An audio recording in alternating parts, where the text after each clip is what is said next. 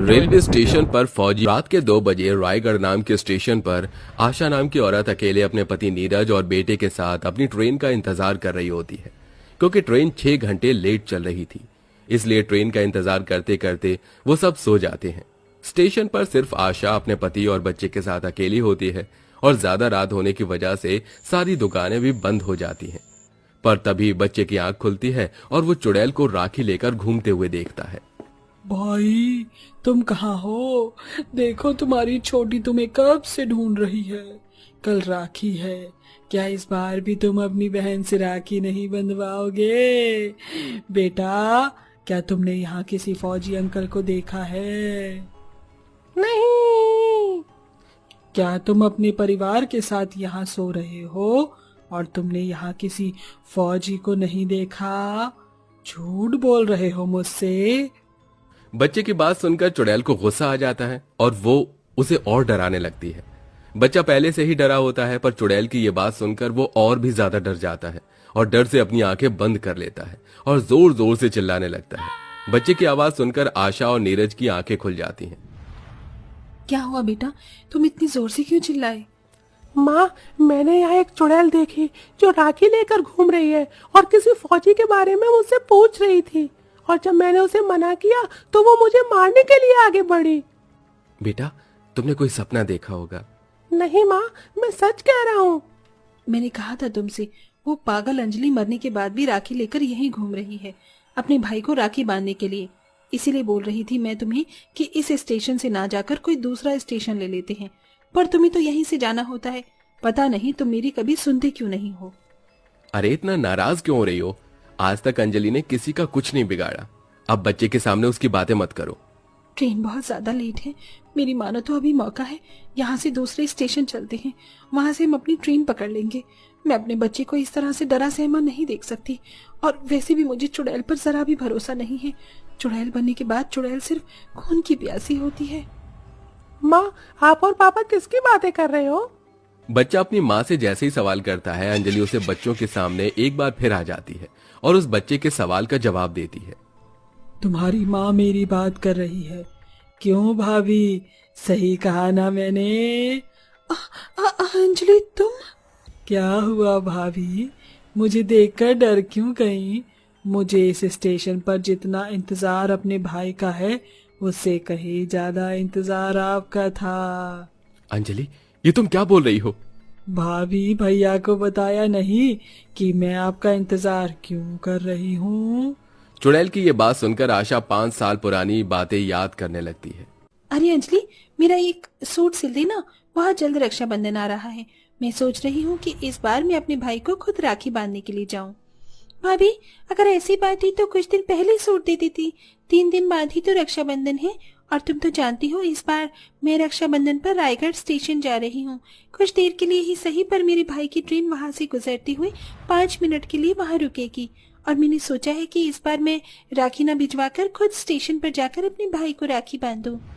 हाँ, तो अभी तेरे पास 3 दिन बाकी हैं, तो 2 दिन में मेरा सूट तैयार कर दे, और तीसरे दिन तो स्टेशन पर जाकर अपने भाई से मिलाना। मैंने कौन सा रोका है? अच्छा ठीक है भाभी, दे दो। आशा अपना सूट अंजलि को देकर वहां से चली जाती है। अंजलि एक टेलर थी और उसने अपनी छोटी सी दुकान खोल रखी थी। गांव के सभी लोग अंजलि के ही पास अपने कपड़े सिलवाते थे। अंजलि का भाई विक्की फौज में था। पिछले 2 साल से अंजलि ने अपने भाई को राखी नहीं बांधी थी, इसलिए वो इस राखी अपने भाई को राखी बांधने के लिए बड़ी ही बेताब थी। और अब देखते ही देखते राखी का दिन आ जाता है और अंजलि तैयार होकर रात को हाथों में राखी लेकर निकलने लगती है कि तभी वहां आशा आती है। अरे अंजलि, कहाँ जा रही हो?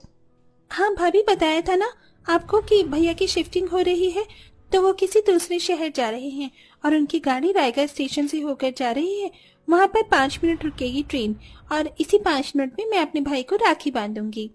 अच्छा, मुझे तुमसे एक बात करनी थी। अगर तेरे पास समय है तो क्या हम थोड़ी सी बात कर ले? हाँ भाभी, अभी मेरे पास बहुत समय है, आप जल्दी से बताओ क्या बात करनी है। अंजलि, मेरी एक बहन है, वो लंगड़ी है, इसलिए उसका कहीं रिश्ता नहीं हो रहा, और तेरे तो माँ बाप भी नहीं है। तुझे तो एक भाभी की जरूरत है। तू अपने फौजी भाई की शादी मेरी बहन से करवा दे। भाभी, ये आप कैसी बातें कर रही हो? आपको पता है ना, मेरे भाई का रिश्ता 2 साल पहले ही लग चुका है। वो तो भैया को छुट्टी नहीं मिल रही, इसलिए शादी नहीं हो रही, वरना अब तक मेरी भाभी इस घर में आ चुकी होती। माफ करना मुझे, पर मैं अपने भाई की शादी आपकी बहन से नहीं करवा सकती। क्यों नहीं करवा सकती? क्योंकि मेरी बहन लंगड़ी है? नहीं भाभी, आप गलत समझ रही हैं, ऐसा कुछ नहीं है। आप प्लीज मुझे जाने दो, मुझे लेट हो रहा है। नहीं, मैं तुझे यहाँ से कहीं नहीं जाने दूंगी जब तक तू इस रिश्ते के लिए हाँ नहीं कर देती। भाभी, आज अचानक से आपको क्या हो गया है? आज ही के दिन आप मुझसे ऐसी बातें क्यों कर रही हो? अब मुझे जाने दो, मुझे लेट हो रहा है, ट्रेन के आने का समय हो रहा है, ट्रेन बस 5 मिनट के लिए ही रुकेगी। इसलिए तो मैं यहाँ आ जाई हूँ। मैं बहुत अच्छे से जानती हूँ कि तू अपने भाई को राखी बांधने के लिए कितनी बेताब है, इसीलिए मैं तुझे आज रोक रही हूँ, ताकि तू इस रिश्ते के लिए मान जाए। अगर तू मान गई तो तेरा भाई भी मान जाएगा, क्योंकि वो तेरी बात कभी नहीं काटता। भाभी, मेरा रास्ता छोड़ो। स्टेशन पर कोई नहीं होता, सिर्फ अंजलि और आशा होते हैं और रात के 2 बज रहे होते हैं। अंजलि आशा को धक्का देकर वहां से चली जाती है। आशा को अंजलि की ये हरकत बर्दाश्त नहीं होती और वो गुस्से में अंजलि के पीछे जाती है, जहां अंजलि स्टेशन पर राखी लेकर अपने भाई का इंतजार कर रही होती है। गुस्से में जलती आशा अंजलि को ट्रेन के आगे धक्का दे देती है और बेचारी अंजलि की वहीं मौत हो जाती है। और आशा गांव में जाकर सभी से झूठ कहती है कि अंजलि ने खुदकुशी कर ली। कुछ याद आया भाभी? आपकी वजह से उस दिन मैं अपने भाई को राखी नहीं बांध पाई। आखिर ऐसी क्या दुश्मनी थी जो तुमने मुझे ट्रेन के सामने धक्का दे दिया?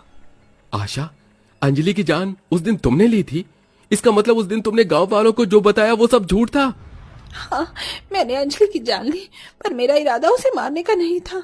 पर जब उसने मेरी बहन के लिए अपने भाई का रिश्ता ठुकराया तो पता नहीं मुझे क्या हो गया। गुस्से में आकर मैंने वो करा जो मुझे नहीं करना चाहिए था। मुझे माफ कर दो अंजलि। तुमने सोच भी कैसे लिया कि मैं तुम्हें माफ कर दूंगी? मैं तुम्हारी जान उसी तरह लूंगी जैसे तुमने मेरे ली थी। बस एक बार मैं अपने भाई को राखी बांध दूं। अंजलि, आज रक्षाबंधन है। पिछले कई सालों से मैंने भी अपने भाई को राखी नहीं बांधी है। बहुत दिनों के बाद मैं अपने भाई को राखी बांधने के लिए जा रही हूँ। मुझे मेरे भाई को राखी बांधने दो। इतना बोलकर आशा अंजलि के सामने हाथ जोड़कर अपनी जान की भीख मांगने लगती है। पर तभी एक ट्रेन वहां रुकती है और उस ट्रेन में से एक भूत उतरता है, जो अंजलि को आवाज देकर स्टेशन पर उसे ढूंढने लगता है। छोटी, तू कहाँ है? देख, तेरा भाई तुझसे राखी बंधवाने आया है। तुझे याद है ना कि गाड़ी सिर्फ स्टेशन पर 5 मिनट के लिए रुकेगी। उस भूत को स्टेशन पर देख वहां खड़े सभी लोग डर जाते हैं, क्योंकि वो भूत कोई और नहीं बल्कि अंजलि का भाई था। चुड़ैल अपने भूत भाई को देखकर हैरान हो जाती है और उसे रोककर उसके गले लग जाती है। रोते हुए उससे उसकी मौत की वजह पूछती है।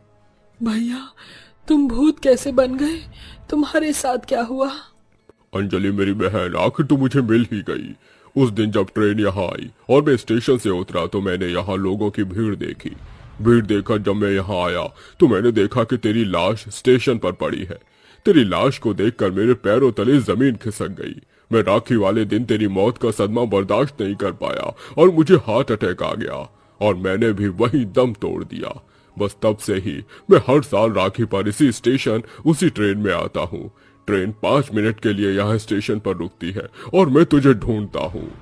भैया, मैं भी हर रक्षाबंधन पर यहाँ आकर तुम्हारा इंतजार करती थी, पर मुझे क्या पता था कि मुझे मेरा भाई भूत के रूप में मिलेगा। ये सब कुछ इस आशा की वजह से हुआ है। मैं इसे छोड़ूंगी नहीं। इतना बोलकर अंजलि हवा में उड़ने लगती है और तेज आंधी तूफान चलती है और तेज हवा में आशा खुद को संभाल नहीं पाती और धीरे धीरे स्टेशन के किनारे पर आ जाती है। और जैसे ही ट्रेन आती है आशा ट्रेन के सामने गिर जाती है और उसी वक्त सबके सामने आशा की मौत हो जाती है।